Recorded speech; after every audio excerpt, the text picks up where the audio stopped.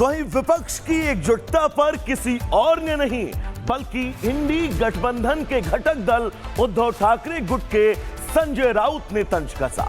संजय राउत ने सीधे सीधे कह दिया कि इंडी गठबंधन के नेताओं की पार्ट टाइम पॉलिटिक्स ही उन्हें लेकर डूब जाएगी। इस बयान के अब कई मायने निकाले जा रहे हैं।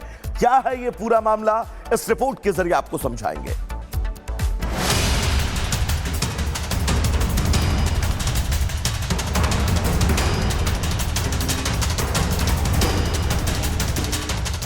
जब लोकसभा का चुनाव नजदीक आता है तो इंडिया ब्लॉक का काम शुरू होता है। He's a senior leader. If he said something, of course, we'll hear this and see what's to be done. अब किसी ने ये बात रखी है कि इंडिया ब्लॉक का नेतृत्व ममता बनर्जी को देना चाहिए। कहा जाता है कि स्वार्थ वाले रिश्ते ज्यादा दिन नहीं चलते। ये कहावत इंडी गठबंधन पर एकदम फिट बैठती है, क्योंकि हर चुनाव से पहले एक दूसरे का हाथ पकड़कर जीने मरने की कस्में खाने वाले इंडी ब्लॉक के नेता चुनाव के बाद तू कौन मैं कौन वाले मोड पे चले जाते हैं।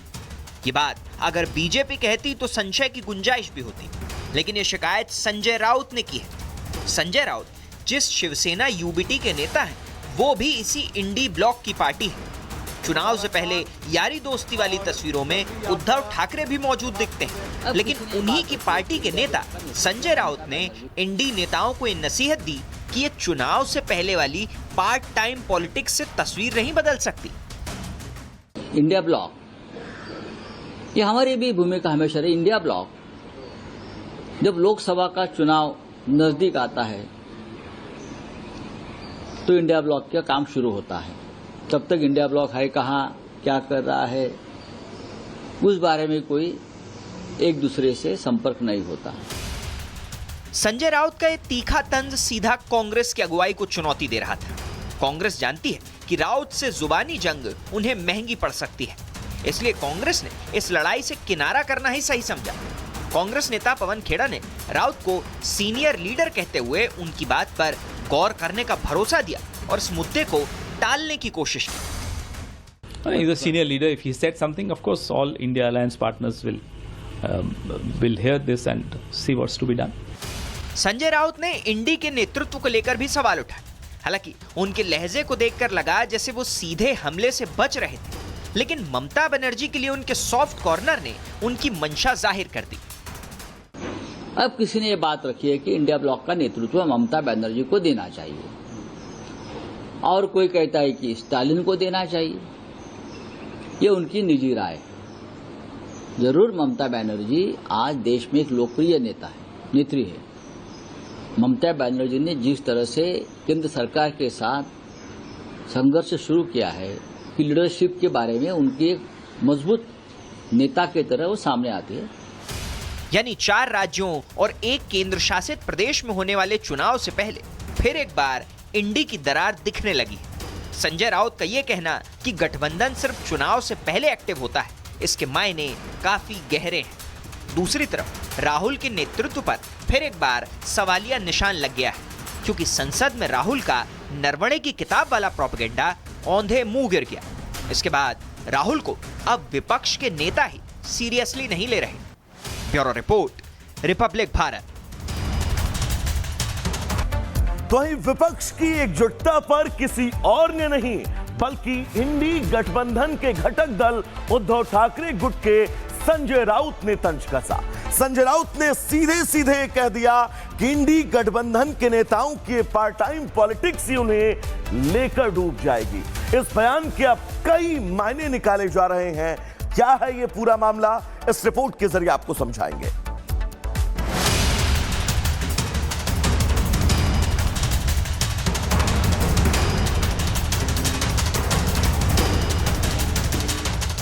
जब लोकसभा का चुनाव नजदीक आता है तो इंडिया ब्लॉक का काम शुरू होता है। He's a senior leader. If he said something, of course, we'll hear this and see what's to be done. अब किसी ने ये बात रखी है कि इंडिया ब्लॉक का नेतृत्व ममता बनर्जी को देना चाहिए। कहा जाता है कि स्वार्थ वाले रिश्ते ज्यादा दिन नहीं चलते। ये कहावत इंडी गठबंधन पर एकदम फिट बैठती है, क्योंकि हर चुनाव से पहले एक दूसरे का हाथ पकड़कर जीने मरने की कस्में खाने वाले इंडी ब्लॉक के नेता चुनाव के बाद तू कौन मैं कौन वाले मोड पे चले जाते हैं।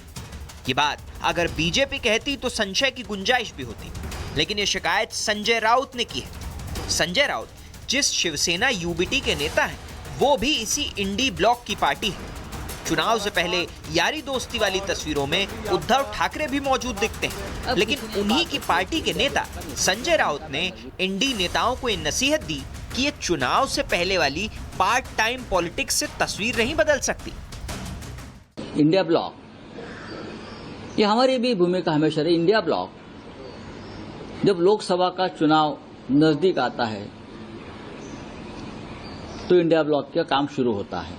तब तक इंडिया ब्लॉक है कहाँ, क्या कर रहा है, उस बारे में कोई एक दूसरे से संपर्क नहीं होता। संजय राउत का ये तीखा तंज सीधा कांग्रेस की अगुवाई को चुनौती दे रहा था। कांग्रेस जानती है कि राउत से जुबानी जंग उन्हें महंगी पड़ सकती है, इसलिए कांग्रेस ने इस लड़ाई से किनारा करना ही सही समझा।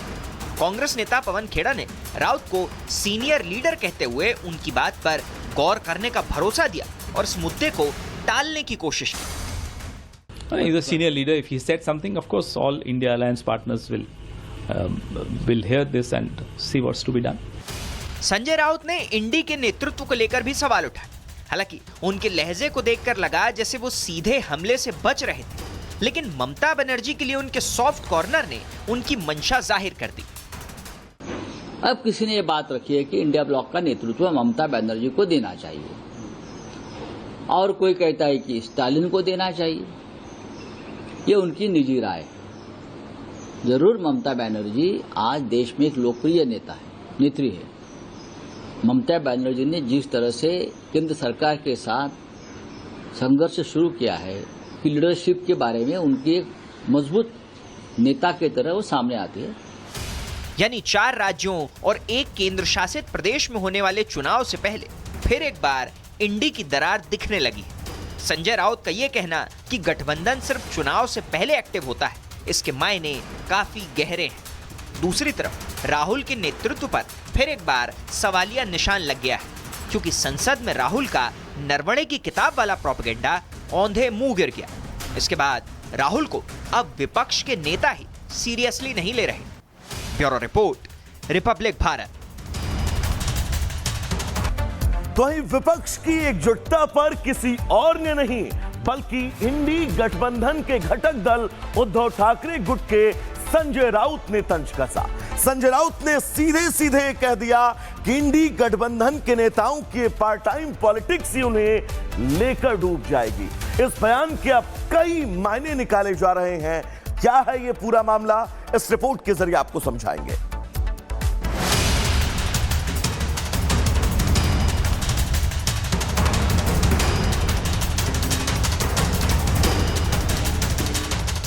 जब लोकसभा का चुनाव नजदीक आता है तो इंडिया ब्लॉक का काम शुरू होता है। He's a senior leader. If he said something, of course, we'll hear this and see what's to be done. अब किसी ने ये बात रखी है कि इंडिया ब्लॉक का नेतृत्व ममता बनर्जी को देना चाहिए।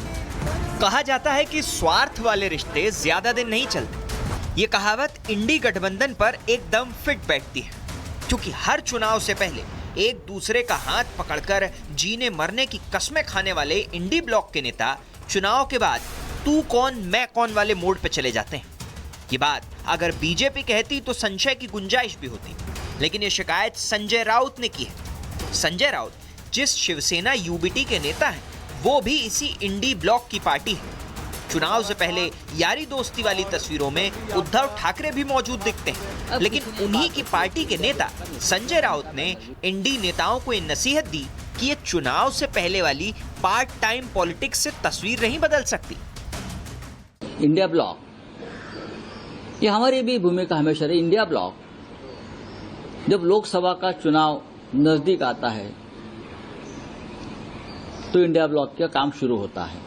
तब तक इंडिया ब्लॉक है कहाँ, क्या कर रहा है, उस बारे में कोई एक दूसरे से संपर्क नहीं होता। संजय राउत का ये तीखा तंज सीधा कांग्रेस की अगुवाई को चुनौती दे रहा था। कांग्रेस जानती है कि राउत से जुबानी जंग उन्हें महंगी पड़ सकती है, इसलिए कांग्रेस ने इस लड़ाई से किनारा करना ही सही समझा। कांग्रेस नेता पवन खेड़ा ने राउत को सीनियर लीडर कहते हुए उनकी बात पर गौर करने का भरोसा दिया और इस मुद्दे को टालने की कोशिश की। He's a senior leader. If he said something, of course, all India alliance partners will hear this and see what's to be done. Sanjay Raut ने इंडी के नेतृत्व को लेकर भी सवाल उठाए। हालांकि उनके लहजे को देखकर लगा जैसे वो सीधे हमले से बच रहे थे, लेकिन ममता बनर्जी के लिए उनके सॉफ्ट कॉर्नर ने उनकी मंशा जाहिर कर दी। अब किसी ने ये बात रखी है कि इंडिया ब्लॉक का नेतृत्व ममता बनर्जी को देना चाहिए, और कोई कहता है कि स्टालिन को देना चाहिए। ये उनकी निजी राय है। जरूर ममता बनर्जी आज देश में एक लोकप्रिय नेत्री है। ममता बनर्जी ने जिस तरह से केंद्र सरकार के साथ संघर्ष शुरू किया है कि लीडरशिप के बारे में उनकी एक मजबूत नेता की तरह वो सामने आती है। यानी 4 राज्यों और एक केंद्र शासित प्रदेश में होने वाले चुनाव से पहले फिर एक बार इंडी की दरार दिखने लगी है। संजय राउत का यह कहना कि गठबंधन सिर्फ चुनाव से पहले एक्टिव होता है, इसके मायने काफी गहरे हैं। दूसरी तरफ राहुल के नेतृत्व पर फिर एक बार सवालिया निशान लग गया है, क्योंकि संसद में राहुल का नरवणे की किताब वाला प्रोपेगेंडा औंधे मुंह गिर गया। इसके बाद राहुल को अब विपक्ष के नेता ही सीरियसली नहीं ले रहे। Bureau report, Republic Bharat.